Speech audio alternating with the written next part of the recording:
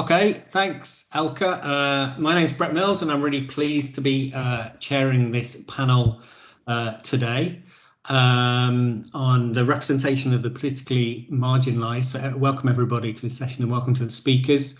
I should start out by saying, unfortunately, the first presenter, Suzanne Eichner, who should have been presenting, unfortunately can't be here today.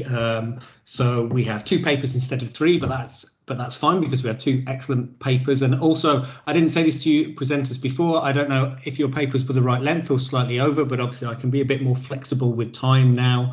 So if you end up running over a little bit, that's fine. But it also gives us obviously much more time and space to have conversation at the end. So the first paper is from Ricardo Ramirez, titled Seeing Yourself Being Seen, Chilean Gays and Lesbians and the Televisual Visibility of Homosexuality. And Ricardo is at the University of Sussex. I'll pass over to you, Ricardo. Thank you very much.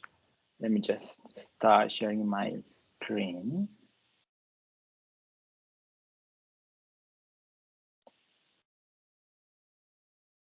Is it working? Can everybody see it? It's fine. Yep, go ahead. Thank you very much.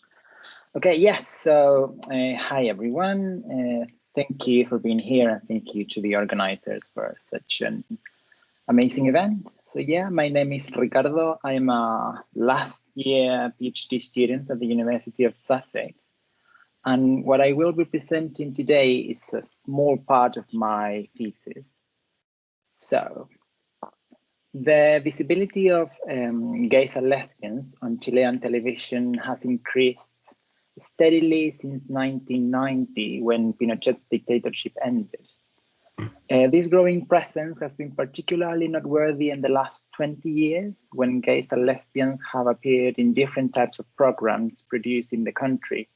This presence, however, remains weak or scarce. Today, though, I won't be talking about these representations, but about the ways in which members of the audience who self-identify as gays or lesbians relate to these representations, or relate to the visibility of homosexuality. So the aim of the paper is to explore the relationships that exist between Chilean TV representations of gays and lesbians and participants' lived experiences, trying to comprehend how they interpret these images and interact with them in order to create meanings that inform the ways in which they construct their sexual self-identification. So for that, I conducted in-depth interviews with 28 participants during 2019 in Santiago, the capital of Chile. These interviews were then transcribed and a reflexive thematic analysis was conducted. During this presentation, I will be showing you some extracts from these interviews, but I won't be reading them just because of, for the sake of time. So participants claim to be consistent consumers of national TV. The ways in which they consume these images, however, have changed tremendously over the last years. So some participants explain that even though they do not regularly watch all the programs in which some of these gay or lesbian figures appear, they know about them. They have watched clips of them on social media and YouTube, have read about them on news media, and have heard about them in conversations with friends. So they are aware of their existence as images through which homosexuality has been represented on Chilean television. When talking about the past, however, the television consumption appears to be much more constant and focused on the time spent in front of the television set. So all participants state that during their childhood and adolescence, they were heavy users of television. So they share a strong set of television reference, particularly of gay and lesbian figures. And they express a continuous eagerness to see these images. They explain that the presence of a gay or lesbian character or person in any program immediately makes them want to watch the program, specifically, or makes them want to know about the program, specifically about these characters, and maybe continue watching the whole program if it proves to be interesting.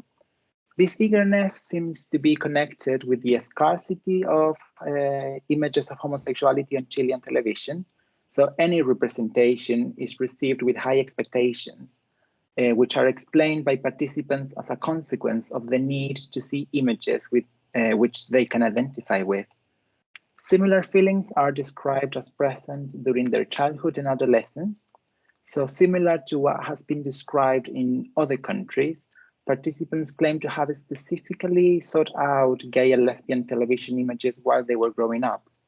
While some of these studies that were conducted in other countries describe the experience of using media as a way of gathering information about homosexuality and some of its processes, for instance, about coming out of the closet and so on and so forth, the participants of this study explain their past eagerness in ways that are much less sharply defined or rationalized.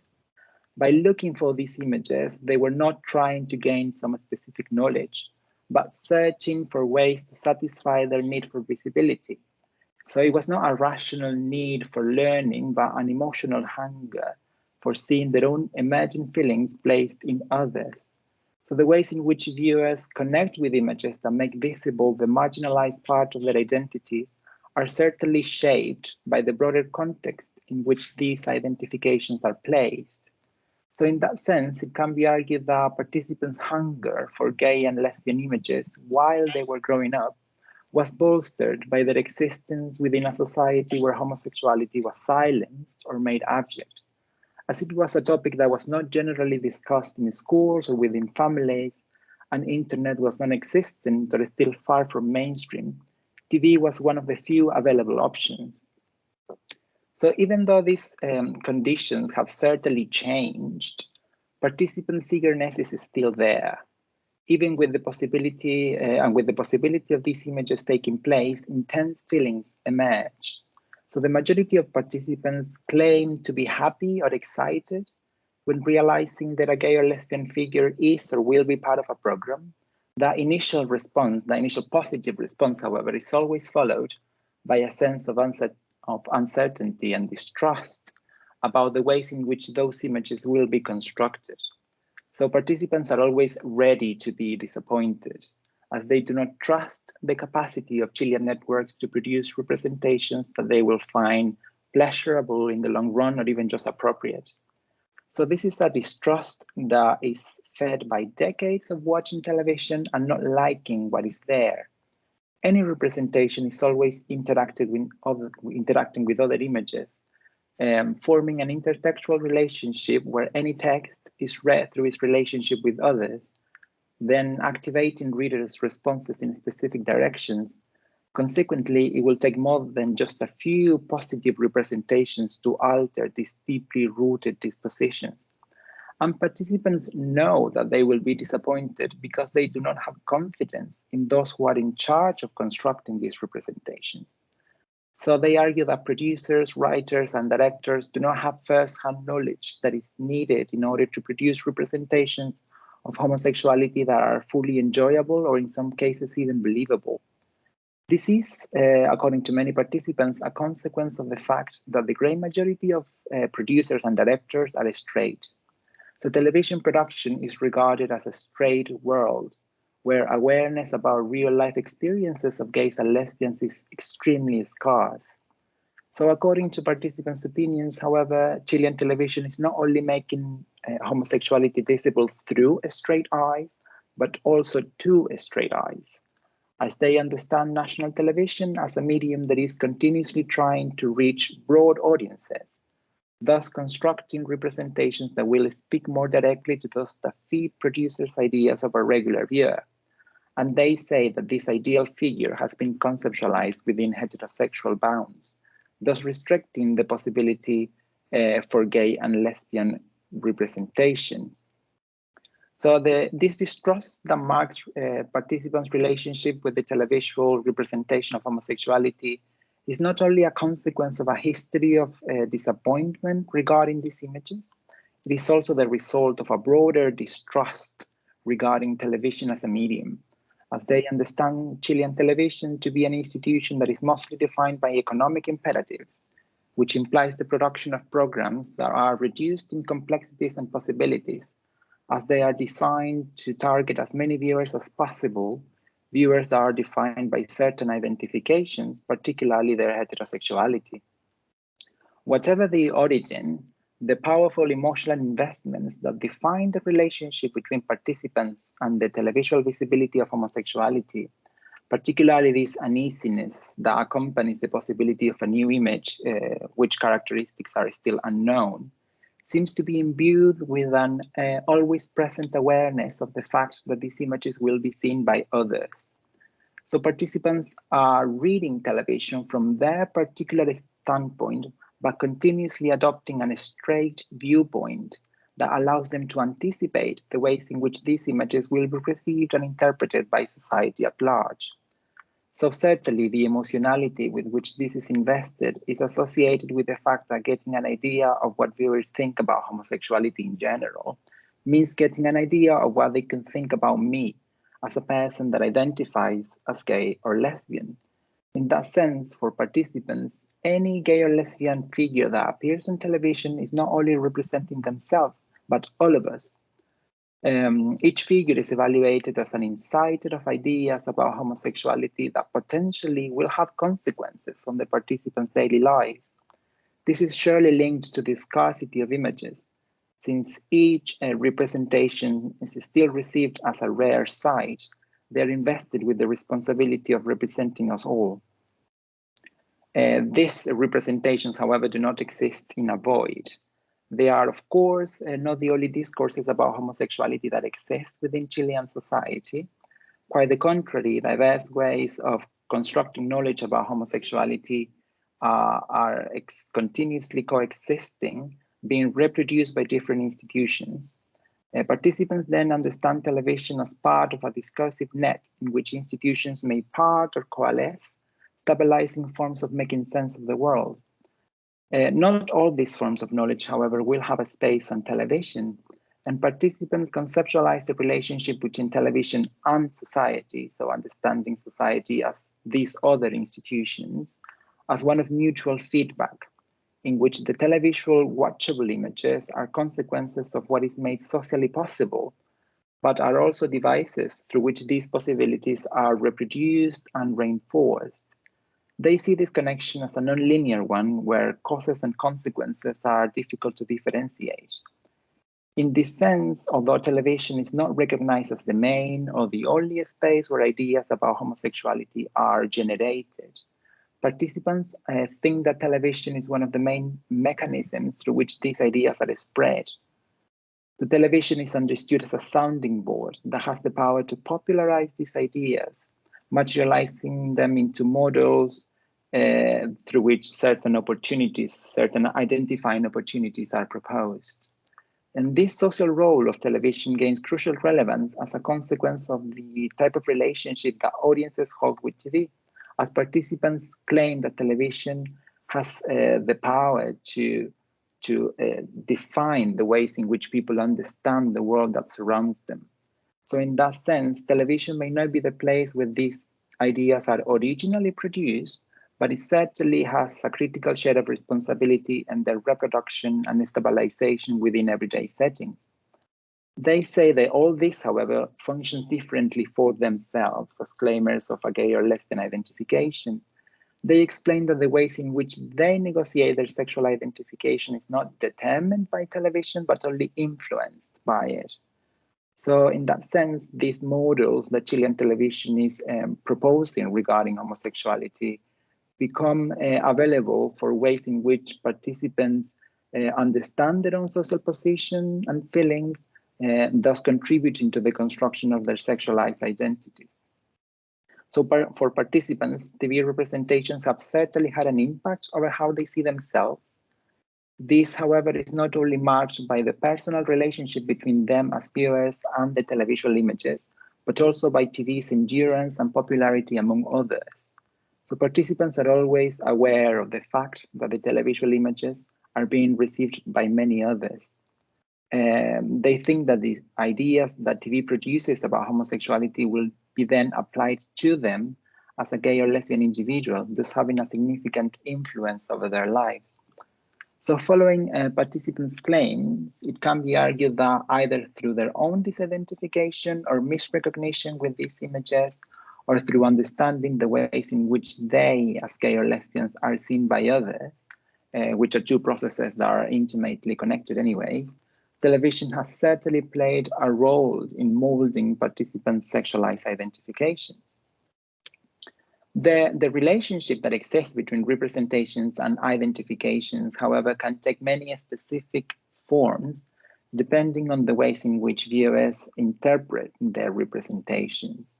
So in the case of the participants of this study, this relationship is marked by the constant criticism they direct at the ways in which Chilean TV has made homosexuality visible, since the majority of them think that national TV has represented gays and lesbians in ways that are stereotyped or simplified.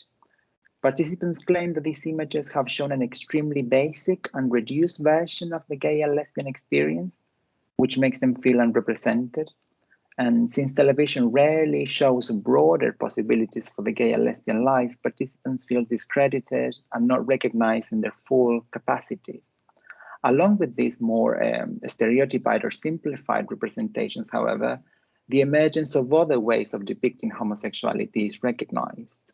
These new figures are ones that have gone beyond the detrimental past depictions, showing other ways of being gay or lesbian.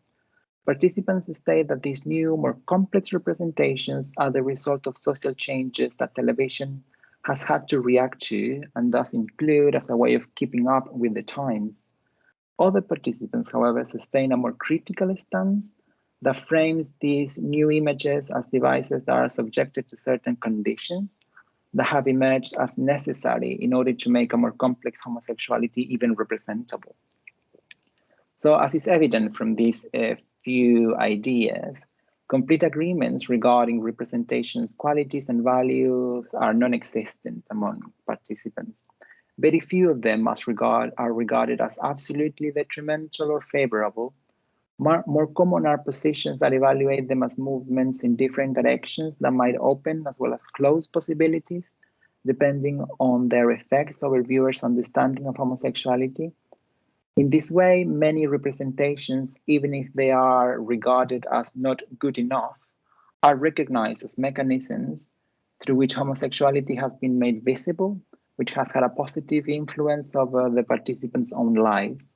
So in that sense, participants of this study think that TV images have the potential, at least the potential, to function as agents of cultural change, as they are understood as devices that can contribute to positively alter the ways in which homosexuality is treated and understood in the country, not only by society at large, but something that is particularly important for them, also for their families.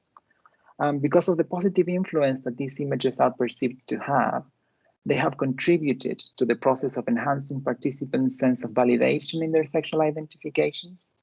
In that sense, the presence of depictions that go beyond simplified visions of homosexuality is singled out as a development that has contributed to the emergence of beneficial feelings such as courage and pride.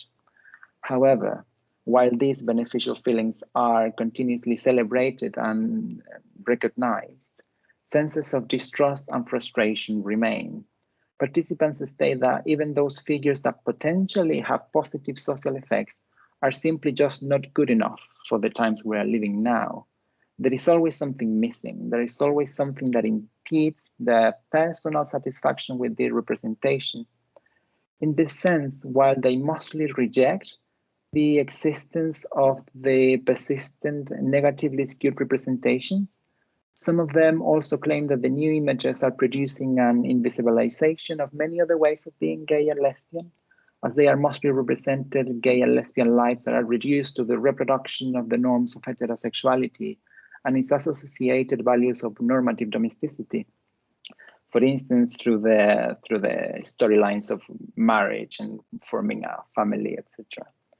So just to close now, participants hold an ambiguous relationship with visibility.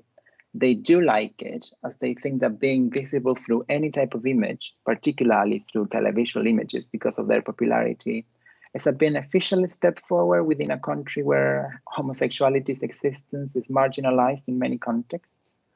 However, they do not necessarily agree with the ways in which this visibility has been achieved in Chilean television, as representations are usually characterized as too simple or plainly stereotyped. So these results substantiate the need for a more diversified representational environment, one that includes images that present the many possibilities that gay and lesbian lives hold.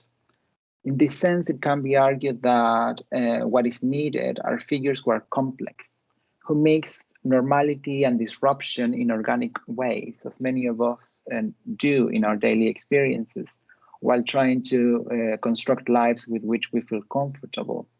These discussions show, in other words, that visibility by itself is just not enough, and that the ways in which this visibility is achieved are central. This could also, in turn, alter participants' negative opinions of national television as a medium and as an institution. Having a more diversified representational environment would then not just be beneficial for individuals who self-identify as gays or lesbians, as it would enhance their senses of validation in their own sexual identification, but also for society more broadly, as it would contribute to eroding the sexual norms that structure our lives, dictating which sexual identities are even conceivable, creating prohibitions, and also setting rigid boundaries of acceptability. That's it. Thank you very much.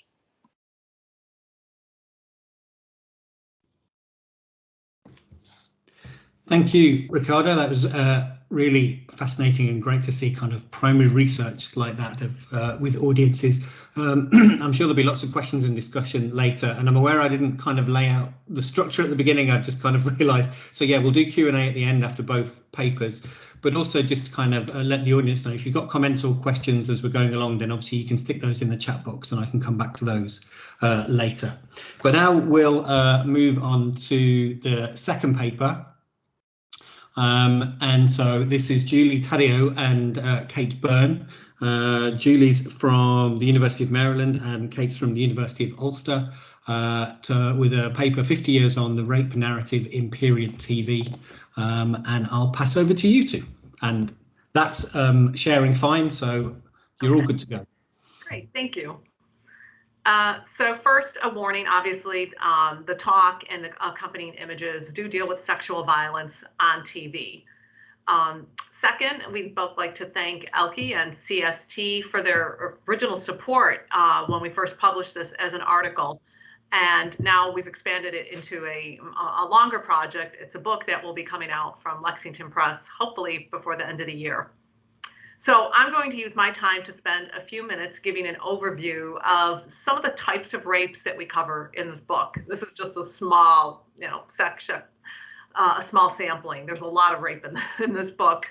And then some conflicted fan responses to these scenes, and a bit about how Me Too has had a limited but some significant impact on how rapes are being presented post-2017 in period drama TV.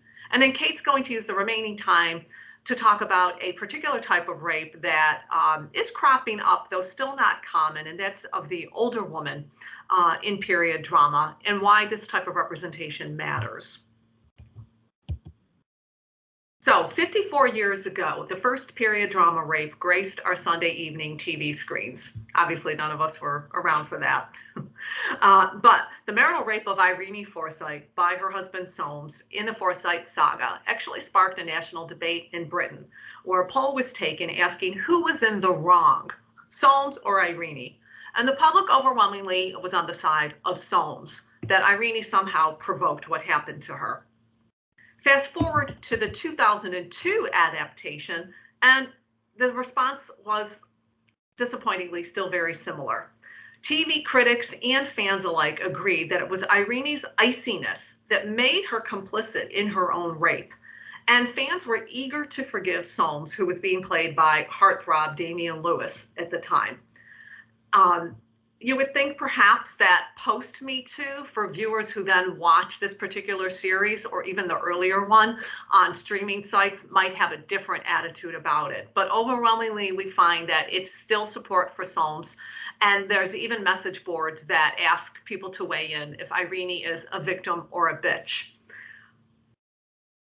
As I say, part of the problem, of course, with this series and another series I'll talk about briefly, Poldark, is the fans have come to love the actors who play these characters, and they often can't separate them. Also, now, of course, this scene is pivotal to everything that happens and follows in the Forsyte saga. And it does come from, of course, the original source text, Galsworthy's novel. So it has to be included. But how the adaptations choose to frame these rapes matter. Even in the 2002 adaptation, we don't get Irene's point of view. We see Soames suffering with his guilt, his trauma, and so viewers are made to feel empathy and sympathy for him, whereas they continue to see Irene as the bitch who had it coming to her. A similar support for the actor and hero who commits a terrible deed against a woman is Poldark.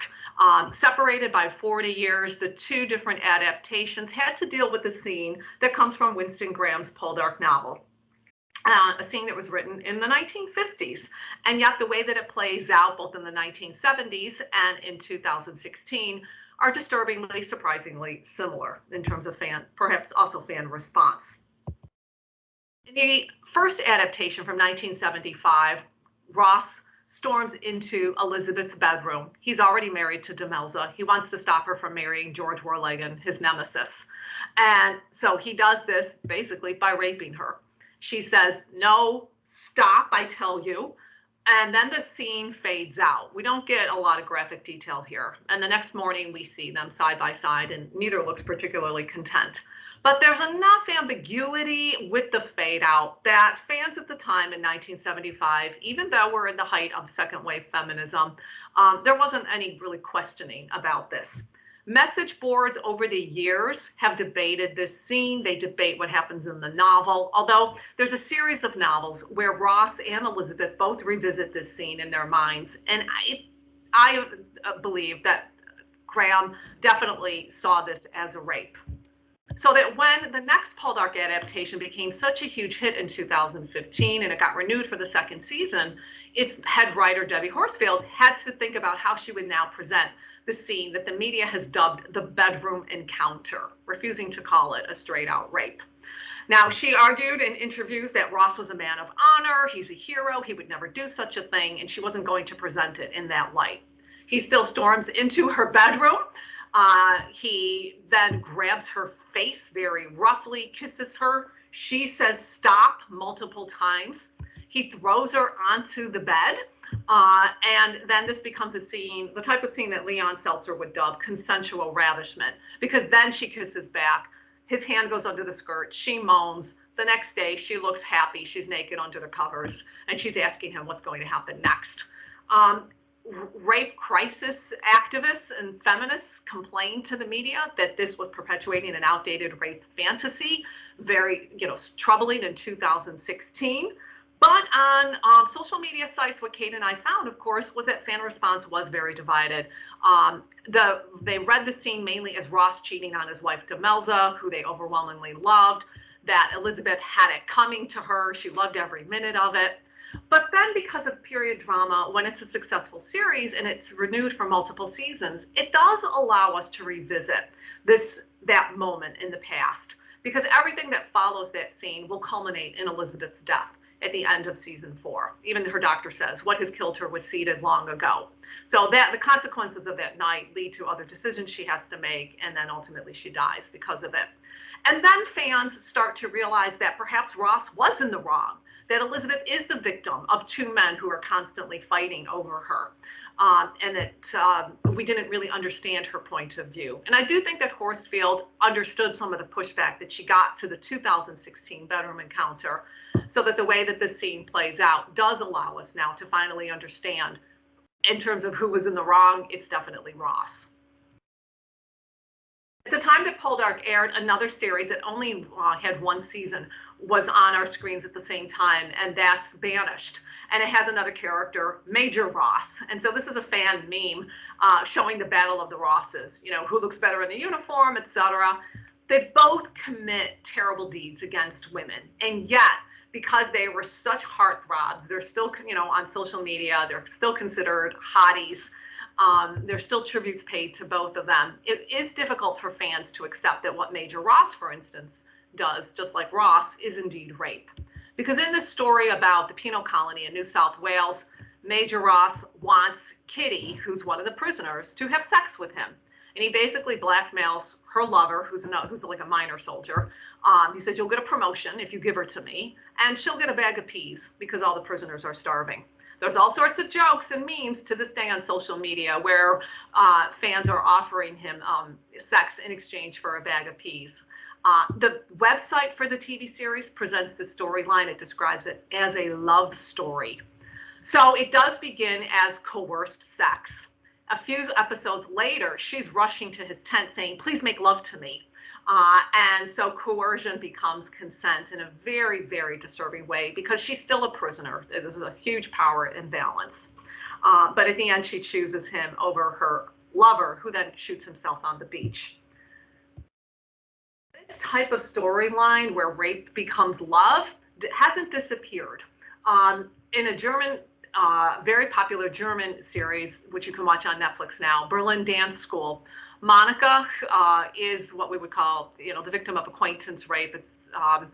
So in this scene, it's a violent scene with his hands on her throat and then on her face. She never says yes.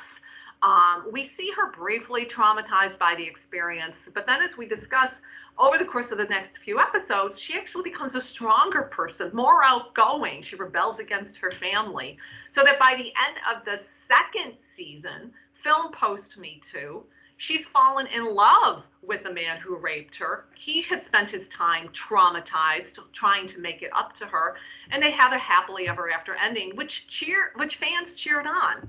And just excuses made for him. He isn't a rapist par excellence. He was drunk and frustrated and felt threatened by what Monica said to him. She provoked him. And those are the same excuses that get made for Ross time and time again. Well, he was drunk, he was angry, it was a moment of madness. The kinds of excuses that we're still willing to make when we see these scenes on our screen. Now, Me Too, though, I do think in terms of Outlander, had an important impact. This is a show, of course, that fans have dubbed Rapelander. It's obsessed, it's drowning in rape. But in 2017, as they were filming season 4, it would involve the rape of Jamie and Claire's daughter, Brianna, by the pirate Bonnet. And so the writers and showrunners talked about how they wanted to approach this in a more sensitive manner, make it less graphic. And so after the initial, when Bonnet first strikes her and he drags her by her boots across the floor in this bar, then the camera then focuses on the people outside in the bar, drinking, playing cards, smirking and laughing. And I think that was an important commentary, which I think referenced, of course, Weinstein and Epstein and their circle of complicit bystanders and procurers who make crimes against women possible. That it's not just an act between these two, but it does involve the community at large. And then we do see the aftermath in terms of her bruised body and the trauma that she deals with over the next season. So much better than their handling of perhaps some other rapes, which often felt gratuitous in nature and sometimes eroticized, as we discuss. Back to Poldark. Now, Poldark does have another rape storyline in the novels, and that involves the repeated marital rape of Morwenna by her husband, Ozzy. Now, when you put Ozzy here and Ross side by side, you would say, well, Ross can't be a rapist. Ozzy is a sadist. He has a sadistic foot fetish. He hits her. He's overweight and vain and cruel. So you could never forgive him. But ultimately what the story does become is, when he finally dies, fans are rooting for her to marry her first love and that she'll be cured by love. In the 1977 version of this, we only see Morwenna and Drake marry. We don't see the lingering trauma, which Winston Graham at the time actually addresses in his novel. So he's really ahead of his time. Debbie Horsfield now had an extra season. Season 5 is not based on the original source material. She fills in the gaps, and she actually spends a long time on Morwenna's story. And we see that love doesn't necessarily heal trauma. She has to cope with the long-term consequences of her marriage that was so brutal. So I think that, I think in that sense, Horsfield definitely was responding to this post-Me Too culture and understanding that even romance can't cure this type of trauma.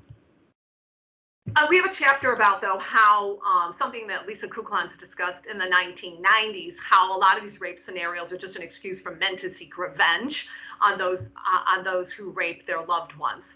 this storyline persists in so many series that we look at, especially in Outlander. Jamie is always has to seek revenge on those who have harmed members of his family through rape.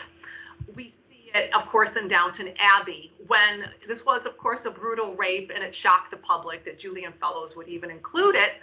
But ultimately, it becomes less about Anna and more about her husband, Mr. Bates. He's already emasculated by his disability and being a servant in another person's home. And she worries. Her first worry is, what will he do? I don't want him to go to jail. And her trauma is just pushed aside, and it's about how her husband will cope with it. Same thing happens in A Place to Call Home, the Australian Downton Abbey, as it's been dubbed, when Caroline Bly suffers what again is like an acquaintance rape. She's raped by her employer, Sir Richard, this powerful man. And when she tells Jack, she's afraid because she tries to remind him, it happened to me. It's my trauma. And he says, instead, what happened to me is I turned, into this gutless coward, and I have to defend the woman that I love. He has been literally emasculated. He was in a POW camp in the war, and his testicles were crushed by his Japanese, those who had imprisoned him. So now he feels that he has to fight her rapist, and he does. He beats him to a pulp, stands victorious over him, and then her rapist just pushed aside, and everything is fine. Okay. Again, in season 5, the rape of Claire, who is almost 50 in this moment. Kate's going to talk more about that, but we do see still, despite everything that the writers of Outlander have learned, they do turn this into a male revenge scenario where all the men in Claire's circle literally put war paint on to go kill the men who have raped Claire. We have a chapter on something, of course, that is rare in period drama, and that's male rape. Obviously, because it is in the novels, the rape of Jamie at the end of season 1 in Outlander, we do spend some time discussing this. But it does seem that some rapes are prioritized more than others, that this is the most graphic depiction of sexual assault on TV. This got so much attention, whereas all of the repeated rapes that occur, on the women in Outlander and other series just didn't attract that kind of attention. Nevertheless, Outlander, of course, I think is really doing some important work here. The rape, of course, of young Fergus, and then 2 other types of rape, which they tried to downplay later on, but where Jamie is coerced into having sex with Geneva. And then, of course, young Ian is forced to have sex in part of this bizarre ritual with the witch Gellis. And then these men, they're part of their cure. We do see that they're traumatized later, is that they all talk about it. They talk about it with each other. And they have to be made to feel true that it wasn't their fault, just as, Bria's told us by Jamie. These are really important moments because when male rape is addressed in pop culture, it's either a joke or, of course, it's a prison drama. And so seeing it in period drama puts men back into history as well. Now, we often hear that you have to have rape in period drama because it gives us historical authenticity. This is what happened to women, as though nothing else happened to them. But it's important to show that violence against men happened as well. And that's, of course, where we get Bridgerton, still very controversial.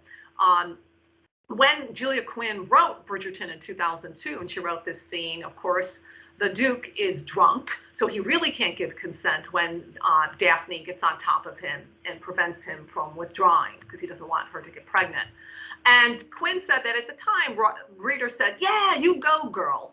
Now, this scene about 20 years later, post Me Too, the writers, what they did with it still is quite problematic because, again, there is no consent. He says, wait, he's not drunk.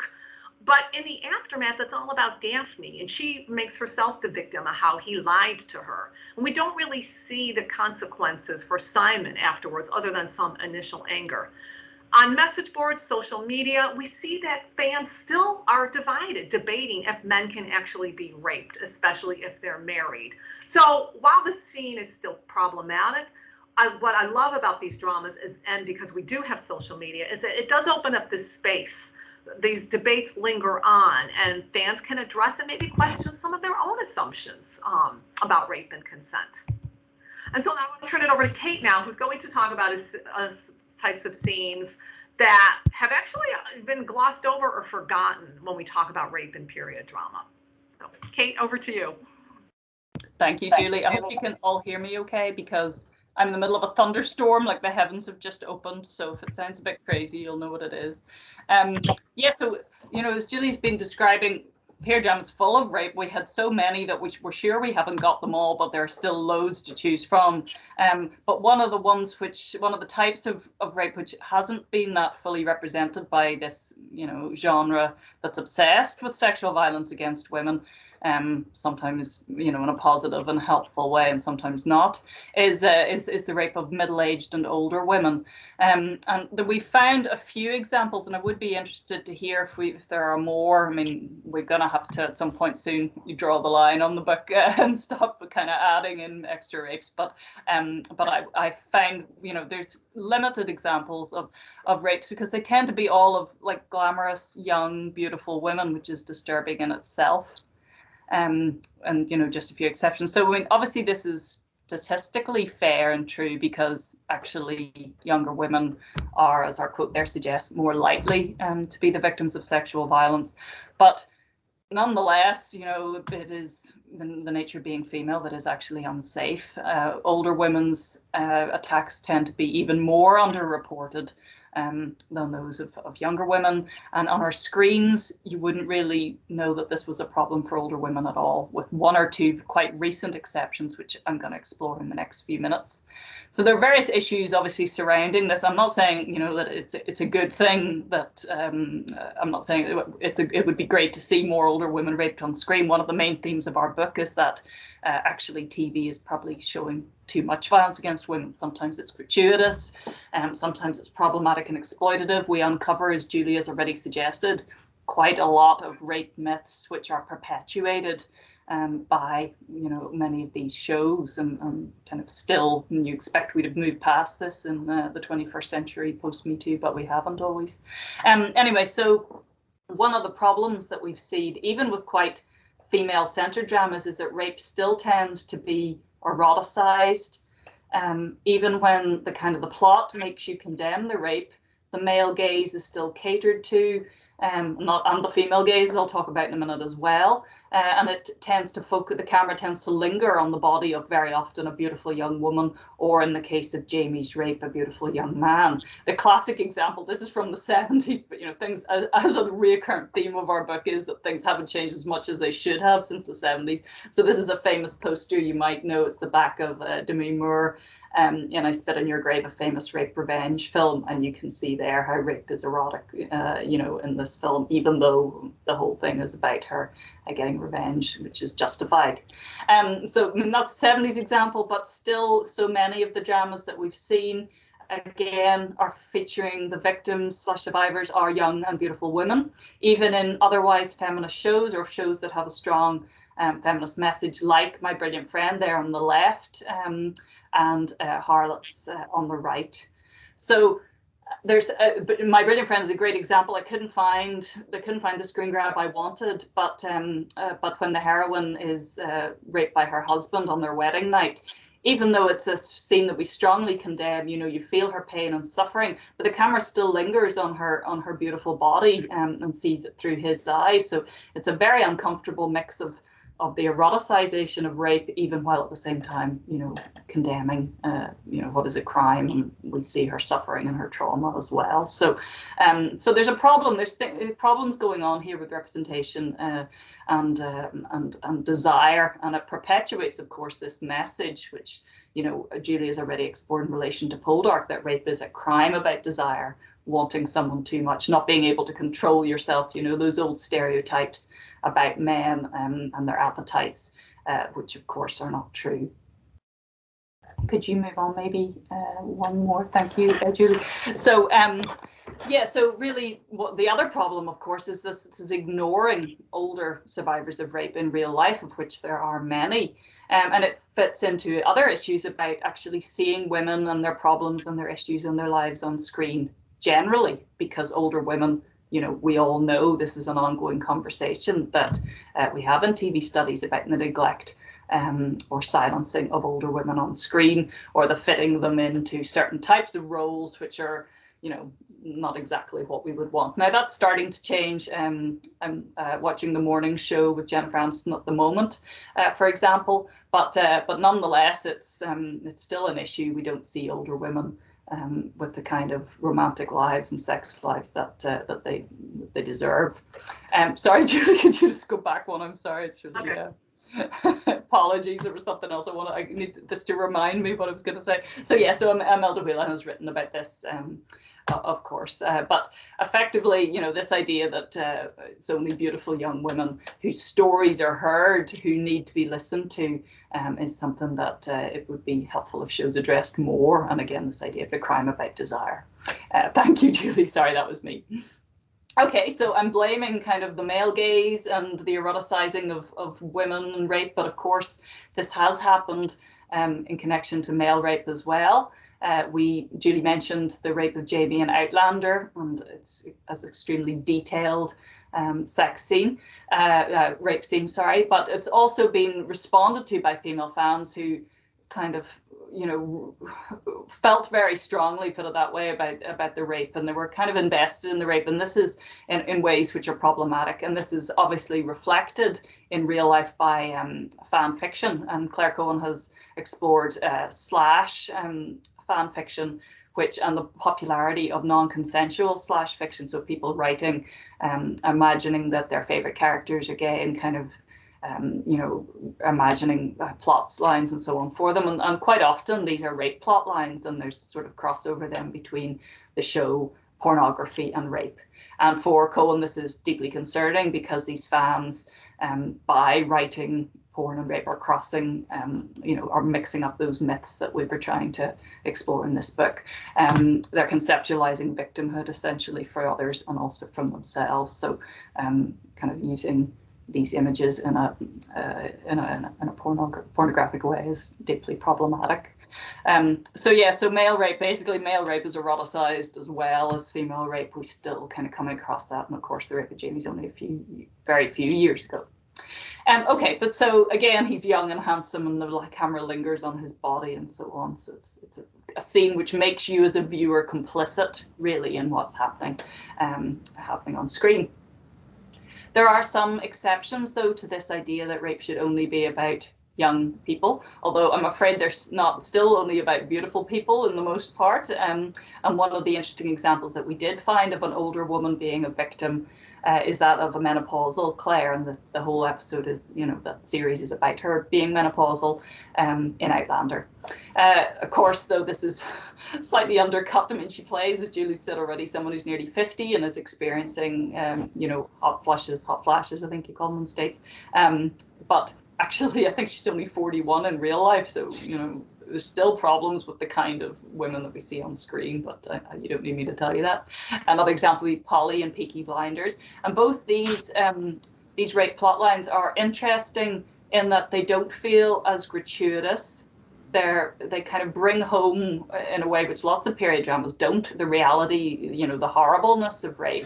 And they also construct it as a crime of hate and revenge, rather than going back to these old myths that we've already touched on about rape being a crime of desire, about, you know, uncontrollable appetites. They just show it about punishing. They're about punishing women, effectively. And in this case, in fact, I think most of the cases of older women that we looked at, it's powerful women, you know, women who have some control, who have careers, or in the case of Polly, who are kind of autonomy over their lives and their business, dubious as it may be. Interestingly enough as well, I mean, Outlander's always a groundbreaking series in many ways, and one of the things it does is also frame Claire as a kind of a sexually active before and after the rape, which is important as well. And just worth bearing in mind.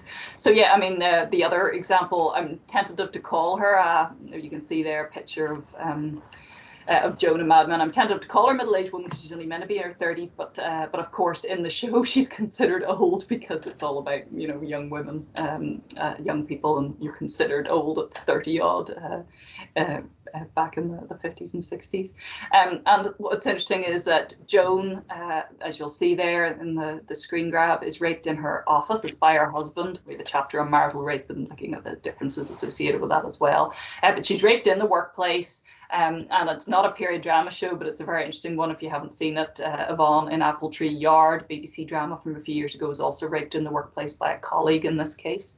So there's a real motif and reoccurrent message here that actually these rapes are kind of revenge attacks, that they're punishing women and trying to take away power for women in the workplace. And go back here to quite an old now text, Naomi Wolf's famous The Beauty Myth.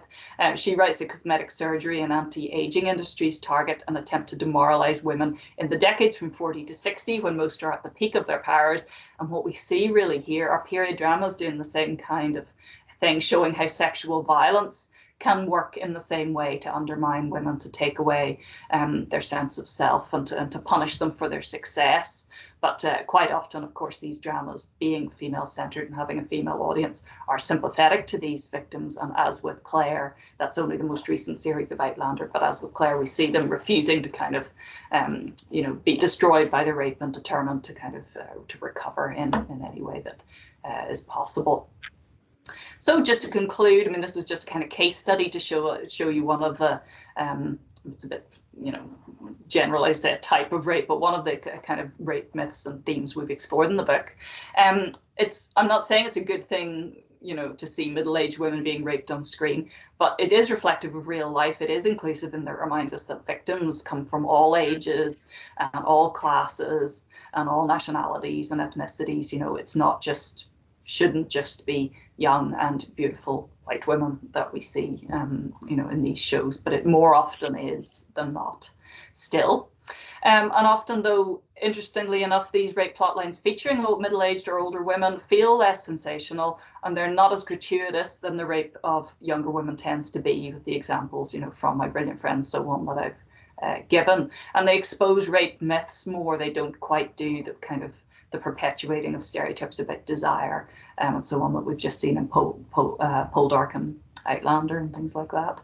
But of course, there are still issues, it fits in neatly with what Ricardo was saying in the first paper. There are still issues around these representations. For one thing, it's, tends to be beautiful women. Helen McCrory, is the other example, who are victims here.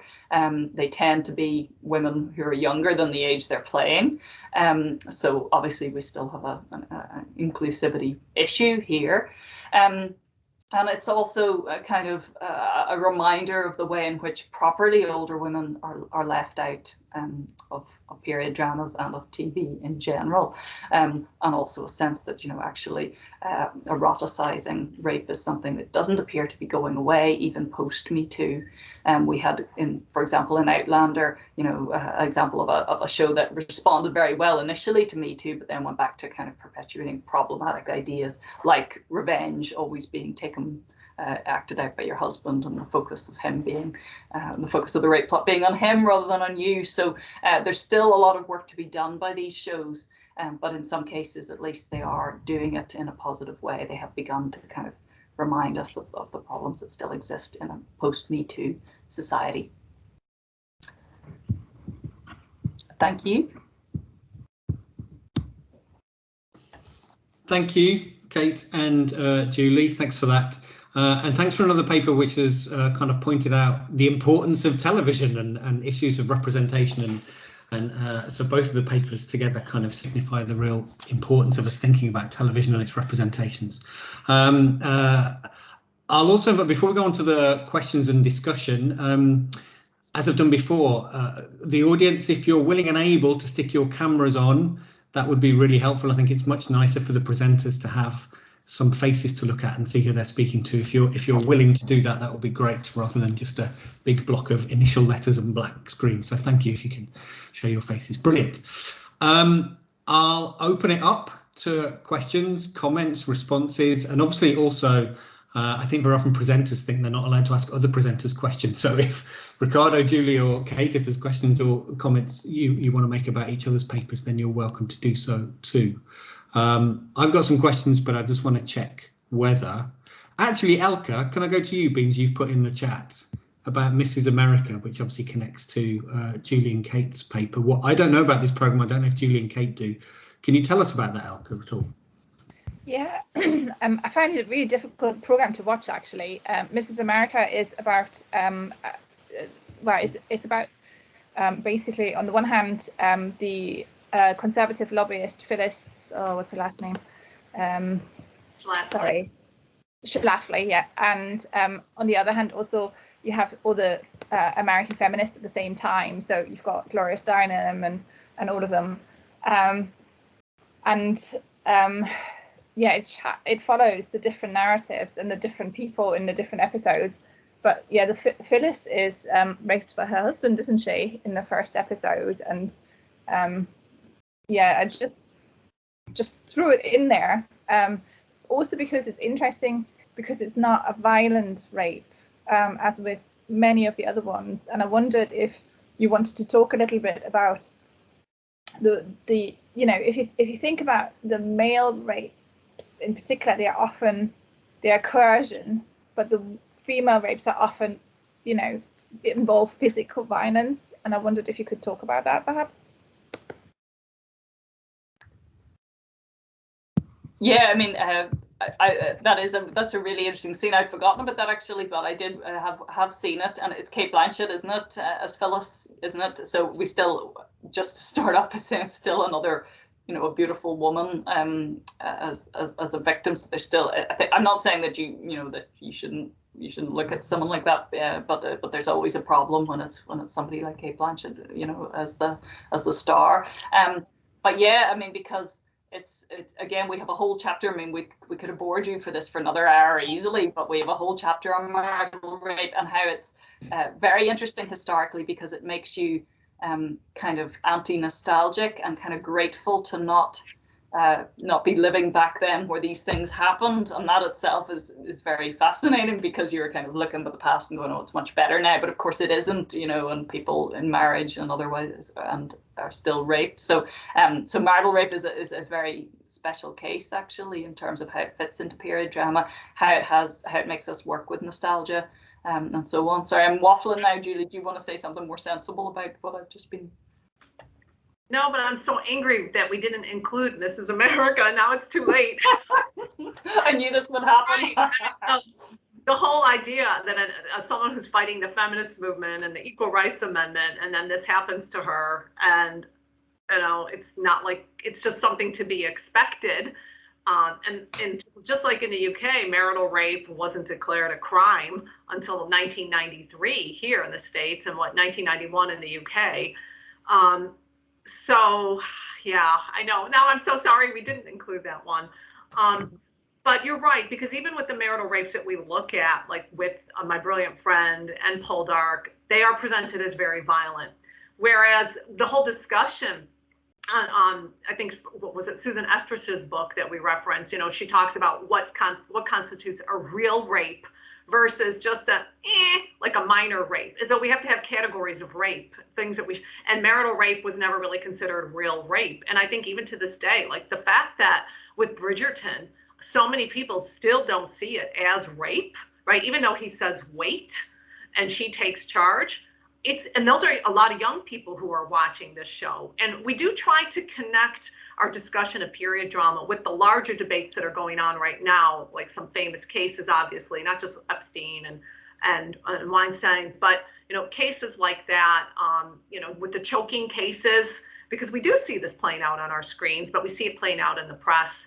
And so we see this discussion, you know, among people today that, well, some forms of violence are not so bad, especially young people. Dating surveys in the UK, the US, and Australia, where young men in particular don't see domestic violence as bad, and things that we would call rape, they say, no, that's not rape. You can hit your partner, you can force her to have sex, that's not really rape. And I think it's in England now that does finally have a warning, because parents have insisted when there will be scenes of sexual violence, and so like a letter grade, so that kids won't watch it. But there's no discussion about, well, maybe we should have fewer of those scenes in the first place. It's more about, well, we don't want kids to see it. But the problem is that kids are seeing this, and teenagers are seeing it, and people in their 20s and 30s, and they internalize these ideas that, well, maybe that kind of rape is not such a bad rape after all. So that's why, and when I see rapes that aren't so violent, it actually, sometimes it has, I think, the opposite effect. Like some people will say, oh, I guess that's not really rape. So I don't know. There's lots to, of course, tease out there, but I'm not saying I want more scenes like My Brilliant Friend, but I want people to realize that, yeah, that's a rape. I think it's something that period drama does do, which a lot of other shows didn't do. I mean, if you watch detective shows and, you know, quite a lot of thrillers, the rape is always, you know, that unlikely scenario in a dark alley, or it is violent and something. Whereas period drama really does show you a full kind of a wide range of different types of sexual violence, and that is important, and it does do kind of serve a purpose there. And even we spend a lot of time criticizing the way in which it represents those types of crime, but actually at least it tries. Thanks for that. There's a question in the chat from Vilda for Ricardo. Vilda, do you want to speak to that question or read it out if that's not weird? Hi, I hope you can hear me. I really enjoyed both the papers. Just a question for Ricardo, if you have engaged in fan studies, because I know that representation and identification is important there. So if that's a part of your study or not.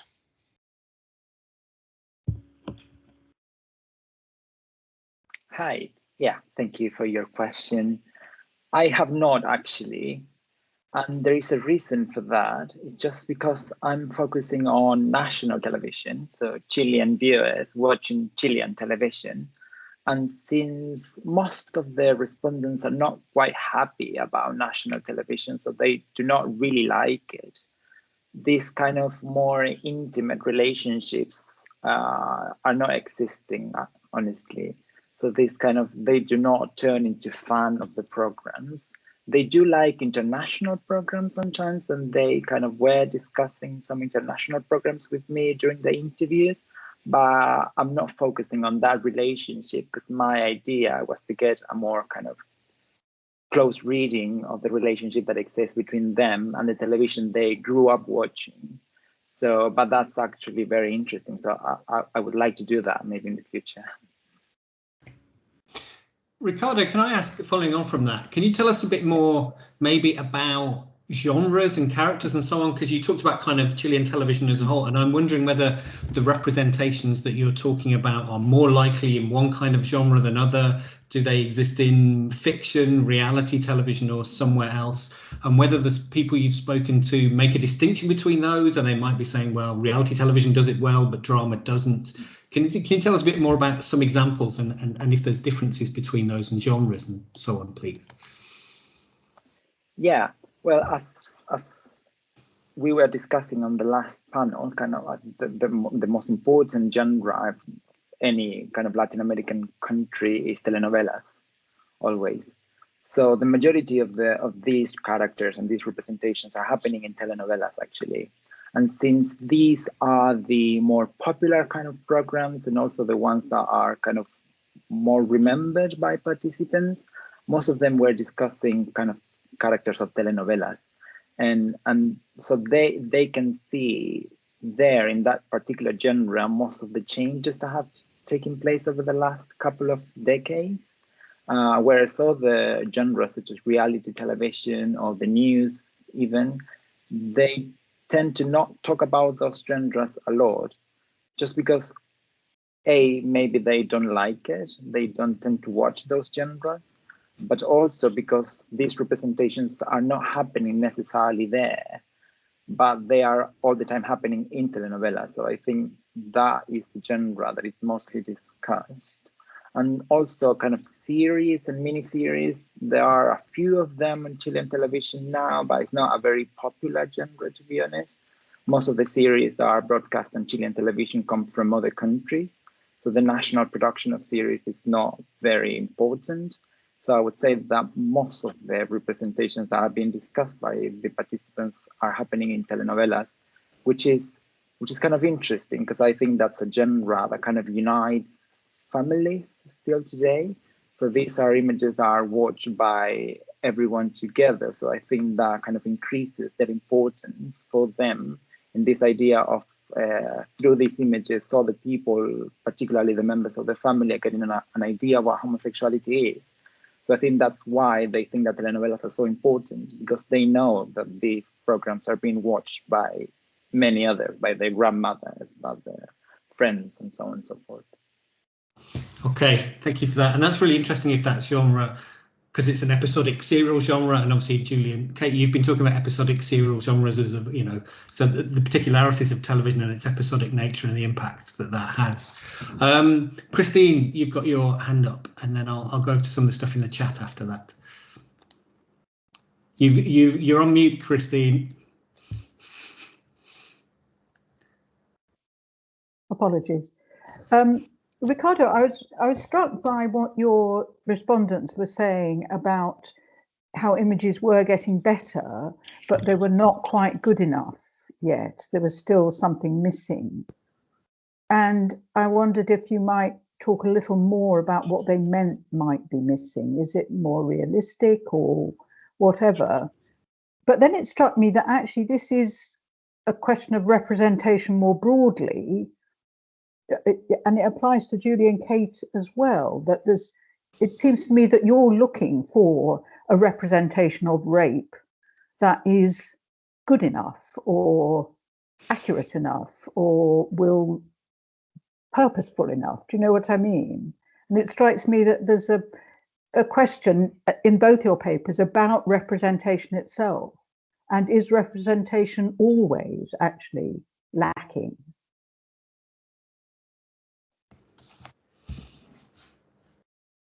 I'll go to Ricardo first, and then I'll come to Julie. Yeah, thank you for your question. Yeah, so I think that, well, they kind of divide these representations in two periods, I would say. So when they talk about them, firstly, they kind of make a group of images that happened during the 90s, I would say, which was a period where representations of homosexuality were kind of stereotyped in a way that characters were mostly kind of very effeminate and very like humorous characters of effeminate gay men. And then after that, at the beginning of the 2000s, maybe things started changing, but in a way where characters were now constructed in a way that was just following heteronormative parameters. So most of the characters were just trying to, for instance, become accepted by the families or kind of form a family of their own. They wanted to get married. They wanted to kind of follow these norms of acceptability of the right way of building your life. So I think what they mean, when they are saying that representations are not good enough, is that these representations move from an idea of foregrounding homosexual difference to another idea of kind of negating that difference completely. So kind of showing gay characters that might as well be heterosexual. Because the only difference they have with the heterosexual characters is kind of the type of relationships that build, but all of them are kind of looking for the same things in their life. So I think what most of participants want is characters that kind of makes these two ideas, so kind of characters that mix normality with disruption in kind of organic ways. So what they would be happy looking at on television would be representations, kind of a more diversified representational pattern, I would think, kind of looking at characters that are different between them, not all of them kind of trying to get married or trying to form a family or to have children, but characters that makes this kind of normative construction of sexuality with some disruption, with some homosexual difference. So kind of the things that they see in the real life when they were talking about this was saying like, these characters, like, I know some people like them, but not all the people I know are like them. So there are so many other ways of being gay that are not being represented. So it's not a thing about being kind of television being a reflection of reality, but kind of looking at different models or different ways of being gay that are happening in real life that are not happening on television.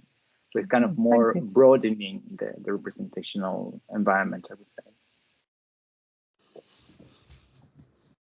So, Kate, can I go first? Yeah. Okay. You're right. Maybe we are asking for the impossible. What I do hate is a lazy rape. And Jamestown which has been quite popular, has a rape in the first episode at the 12-minute mark. So I couldn't even get through the first 15 minutes. And the rape was all about, the whole idea of it is it's a lazy trope, like the corset, like, see, women have it rough and they're going to have it really rough in this new colony, right? Like, no, there are other stories you can tell about these women's lives. And we're not saying we want to write rape out of these stories, but can we start telling some other stories? Or like, if there's going to be another adaptation of the Forsyte Saga, can we finally get Irene's point of view? Because it's in the novel. So I don't want Soames to be the sympathetic character just because he's played by a hot actor. But there is, you know, I have to confess that since I was a girl, I've been a huge fan of period drama. It's all I watch Sunday nights on Masterpiece Theater with my mom.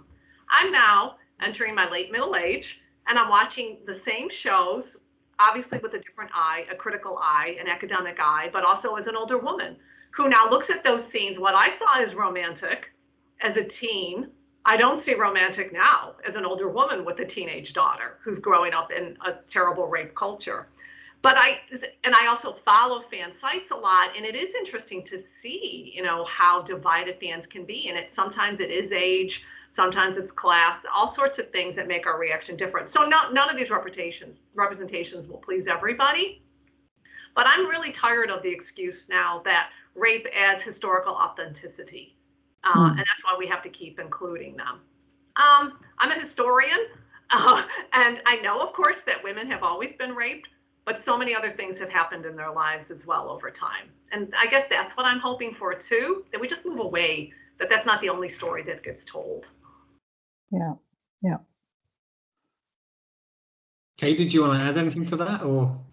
Yeah, absolutely. I mean, Julie and Ricardo have just said it better than I, but I mean, period drama does have a specific problem of trying to be accurate, trying to put rape back into history when it's been left out of history, and yet at the same time trying to navigate our Me Too landscape. So although we criticize it, you know, we're also sympathetic to the difficulties of doing that. But there are some shows in our book that we really, you know, kind of thought were positive representations of rape, if that isn't a contradiction in terms. There's a remake of the 80s film and TV show Das Boot, a German show, which actually shows rape as a plotline, but it does still tell different stories about women's lives. It shows rape in a very ungratuitous way.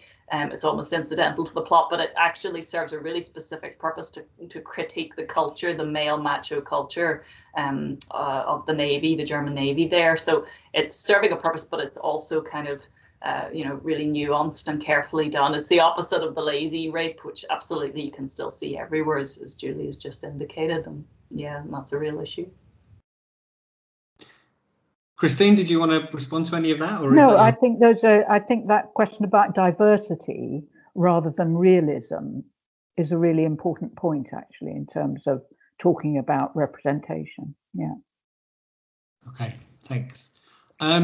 And then Marika in the chat, you've put about I'm wondering about shows like Deadwood, and I wasn't sure if I'm wondering means I have a question in my head or if it was just a way of writing in the chat. Was there a question connected to that, or?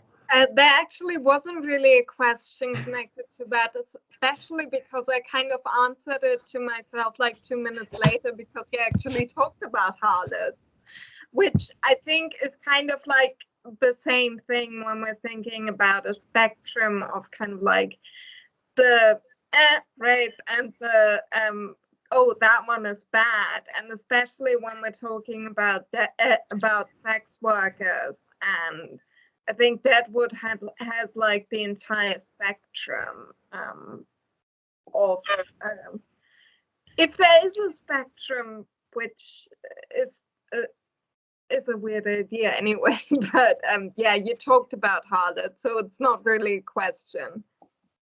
It's really interesting though, because obviously we have a chapter in harlots, but we're looking at rape and procurement and kind of, you know, socially and politically sanctioned rape in many countries, you know, in terms of its connection with sex work. And harlots does do something very clear in that it really reminds people that actually, you know, prostitutes can still get raped. Just because you're a sex worker doesn't mean that you're not a victim, and in fact you're more likely to be a victim of these kinds of crimes. And that's something which society can often overlook, and kind of the the very cliched way that sex workers are often portrayed in other shows. So harlots is another, you know, go back to Christine was saying, it's another very interesting, complex representation of rape there as well. So it is a really good point.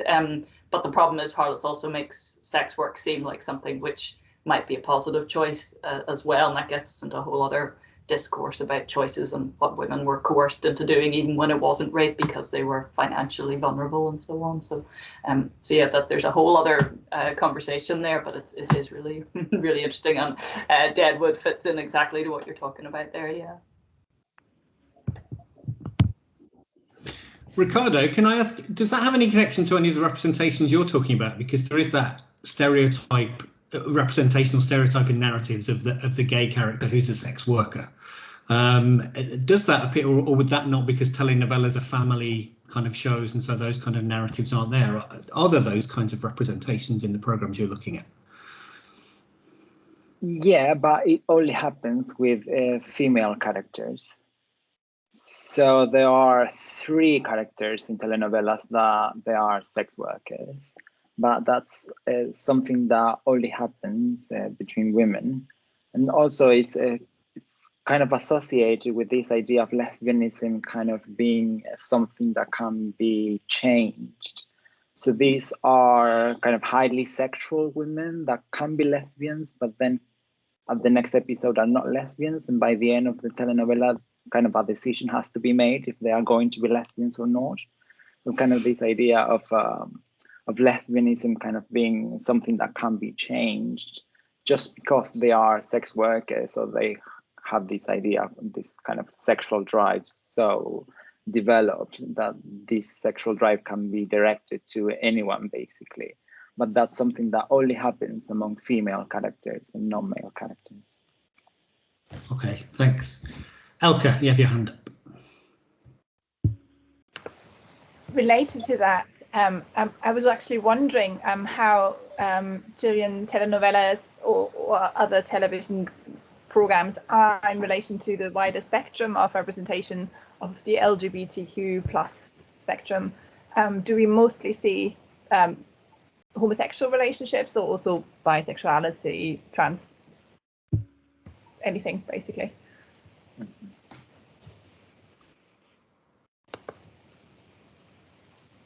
Yeah, it's mostly gays and lesbians that are appearing on different types of programs, particularly kind of fictional programs. There is a few kind of 1 or 2 trans characters, but that has happened kind of over the last year, so it's something very new. Whereas gays and lesbians has been appearing kind of over 30 years now. And bisexuality, on the other hand, is something that is completely erased. So every time the possibility of bisexuality kind of comes up, it is immediately kind of negated just because a decision has to be made. You kind of can be suspected to be bisexual, but only because you are moving into a real homosexuality. Kind of bisexuality is not recognized as a real sexual identification, which is something that I find to be completely problematic, because it kind of reproduces this broader idea of bisexuality, kind of non-existent sexual identification. But it's mostly gays and lesbians up until this point. But I think, and there are some signs of it, that it's going to be changing kind of on the over the few next years. And Elka, can I ask you, because you put in the chat about questions of resonance there and connecting this back to Kristen's keynote, and obviously it's useful to try and make connections between the panels as they're happening. Can you tell us about that resonance idea and how you were seeing that playing out here, and what questions it raises or problems or whatever? I think the thing that struck me about Mrs. America, even though I found it really, really difficult to watch, and I found the program borderline misogynist in a way, but maybe that's just because I watched only the first episode really and the beginning of the second episode. But what really struck me about it was that at least there was this sense of resonance for me, and because I mean, you know,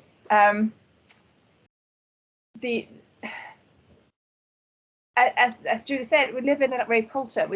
Most women have experienced some form of sexual harassment, sexual assault, anything. But the way we experience this is so everyday that the persistent representation of physical violence connected to rape, I find really, really problematic, because it totally undermines precisely that sense of, being able to recognize your own experience as rape, basically. While if in the case of Mrs. America, there is a sense of coercion rather than violence, then that at least makes that visible in a way that quite often rape is non-physically violent. So this idea of resonance is again connecting to ideas of diversity as well, doesn't it? So for Kristen, what I found really interesting, that this is also connected to sound. She was talking about how her experience of watching these different period dramas was often connected to, so she resonated with particular sound design. And as Kate said, one of the problems we have with rape representation is that it often still uses a very male view in a way onto the experience. And for Ricardo, it's a very heterosexual, it's a very heterosexual view onto homosexuality. So the question is, in a way, how do we create a more resonating experience, including of what it is like to be permanently, or not permanently, but often sexually assaulted, etc. Or indeed, what does it mean to live as a homosexual man or a homosexual woman?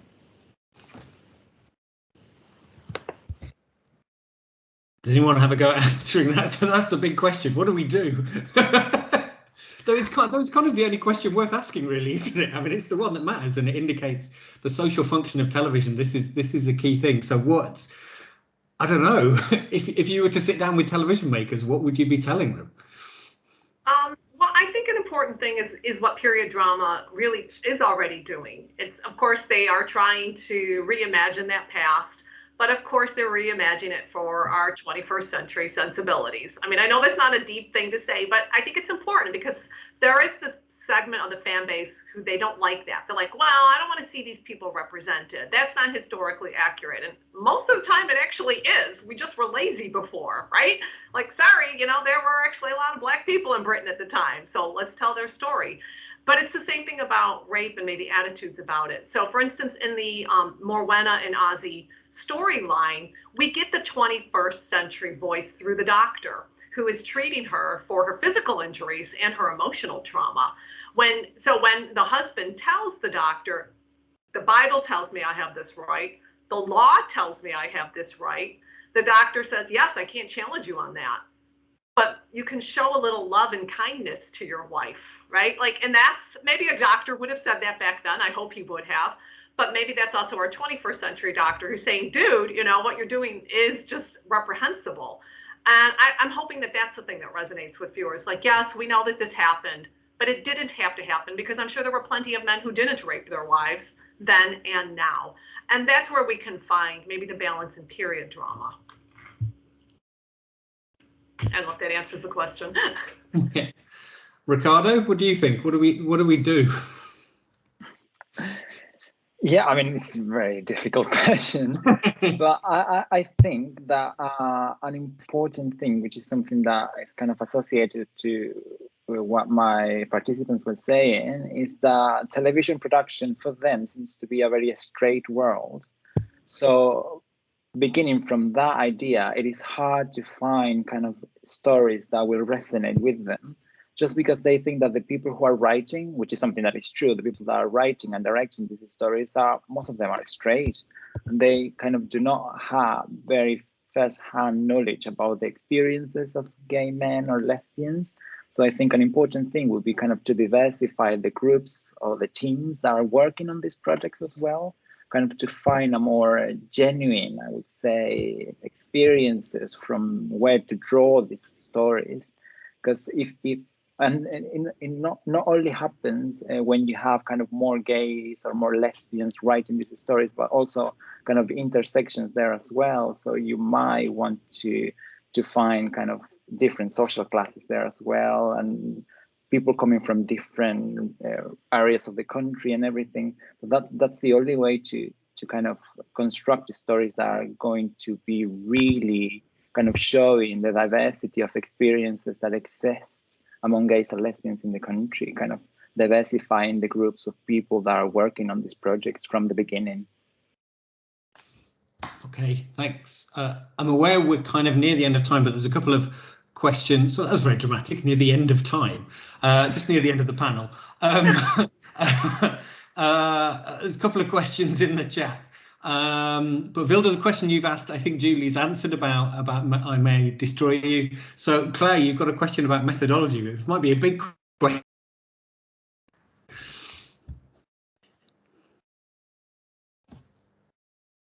I think you're still on mute, Claire. I can't hear you. Sorry, I'm not very good at this.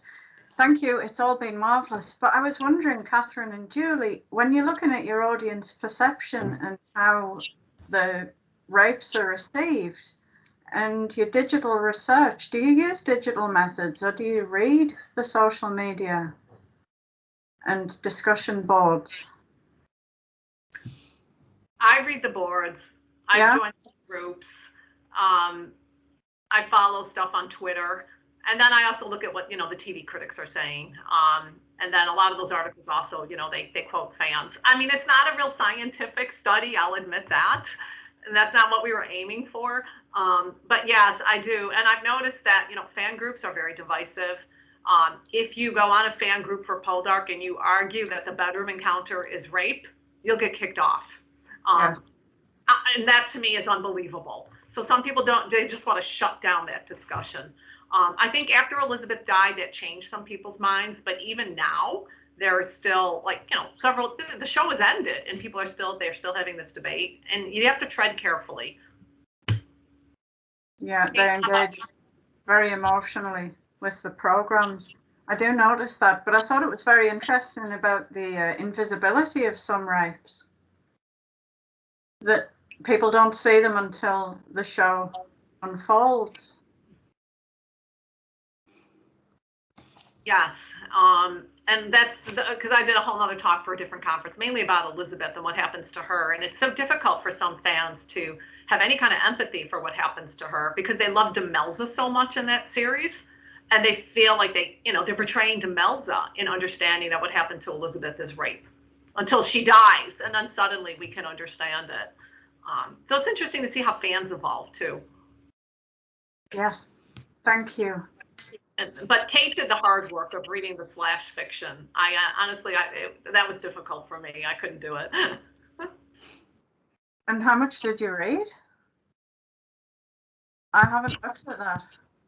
No, just bits and pieces, really. But there's a lot. A lot out there focusing on Aidan Turner in particular. I've discovered, which throws up. But it's really revealing about lots of things, and particularly the way these myths and fantasies are not simply from the 70s leftovers. They're still alive and flourishing with very young communities today. It's quite remarkable. Yes, it is. I noticed that with Bridgerton, the sort of cycles of desire. Yeah, it's fascinating, yes, but also disturbing. Yes, very scary when you see what people really think. I read YouTube comments and I'm in a near constant state of fear. But yes, absolutely. Well, it's like when I see women doing memes and offering that actor from Banished bags of peas. I mean, they're saying, we want to be raped by you. It's very disturbing. It's like, what? This isn't a love story. No, but that's why we have to keep looking. Sharpen your eye. It will rub off eventually. But thank you very much. Thank you. Okay, we're over time, so we better finish there, unfortunately. Thank you to our three speakers for two